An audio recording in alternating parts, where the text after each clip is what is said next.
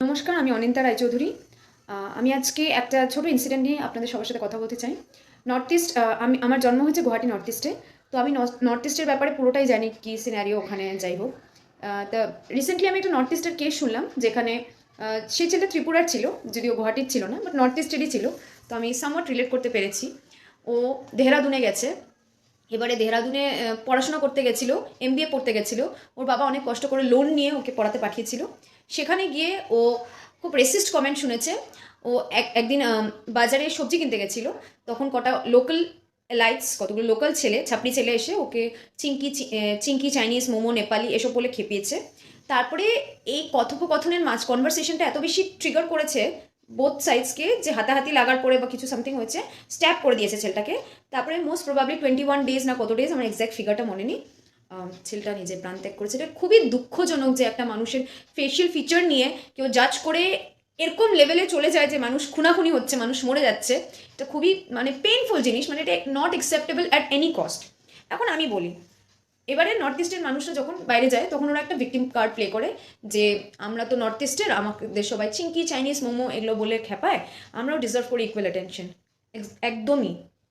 এবারে আমার চোখ নর্থ ইস্টের চোখ না, আমার চোখটা একটু বড়। এখানে এসে আমি শুনেছি, আচ্ছা আমার চোখটা পটল ছেঁড়া চোখ বা দুর্গার চোখ, বাট নর্থ ইস্টে এই চোখ নিয়ে কিন্তু আমি অনেক কমেন্ট শুনেছি, নেগেটিভ কমেন্ট। এবার এই সাইড অফ দ্য স্টোরি আমার থেকে শুনুন। আমাকে বলা হতো আমার চোখ, যেহেতু আমার চোখটা একটু বড় সাইজের আর আমার গালটা একটু ভাঙা, আমাকে সবসময় কমেন্ট করতো আমার চোখ নাকি বসে গেছে। কোথায় বসেছে, আমার চোখের ভেতরে কি সিটিং চেয়ার রাখা আছে না রাজার সিংহাসন রাখা আছে আমি জানি না, বাট আমাকে এগুলো কমেন্ট শুনতো। চোখ তো ঢুকে গেছে, বসে গেছে, কোন ভেতরে ঢুকে গেছে, কি ঢুকে গেছে আমি বুঝি না। আর আরও অনেক রেসিস্ট টাইপের অনেক কমেন্ট আমিও কিন্তু শুনে বড় হয়েছি। তার রেসপেক্টটা কি ওয়ান সাইডেড? রেসপেক্টটা কি আমি ডিজার্ভ করি না? ওরা যেরকম নর্থ ইস্টের মানুষরা যেরকম চায় যে অন্য স্টেটে গেলে ওদেরকে রেসপেক্ট দিক, সেরকম নর্থ ইস্টের যে কোনো ল্যাঙ্গুয়েজের মানুষরা, সে বাঙালি হোক, অ্যাসমিস হোক, বা নর্থ ইস্টের অন্য ট্রাইবালসদের উচিত যে অন্যের ফেশিয়াল ফিচার যদি ডিফারেন্ট হয়, সেই ফেশিয়াল ফিচারটাকেও সমানভাবে রেসপেক্ট দেওয়া। Give respect, get respect. That's it for the day. Bye everyone, টুডলস।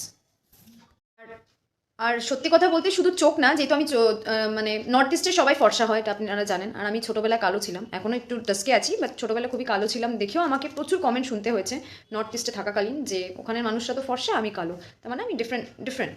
ঠিক আছে, তা সেই বেসিসে আমাকে একটু নেগলেক্ট করা হয়েছে, ওই জিনিসগুলো কিন্তু আমিও ফেস করেছি।